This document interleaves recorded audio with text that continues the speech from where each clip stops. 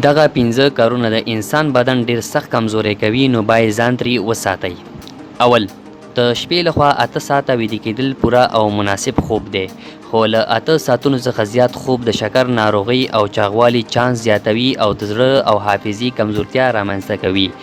دوهم، مسلسله ناسته یا په یو ځای کې د کار او مطالعې لپاره دوامداره ناسته د انسان بدن کمزوری کوي، هغه که لیپټاپ یا تلویزیون ته وي او یا هم د مطالعې لپاره.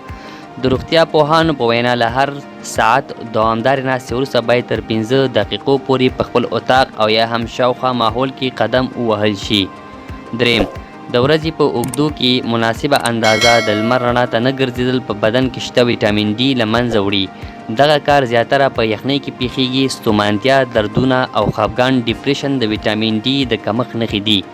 څلورم، سیګرټ یا بله نشه کول اگر که کم اندازه هم وي د انسان زړه او سږي له منځه وړي. پنځم، د ورځې لخوا مناسبه اندازه اوبه نه څښل د بدن پوستکی ژر زړوي، ذهن او وجود کمزوری کوي او د ویښتانو صحت ته زیان رسوي.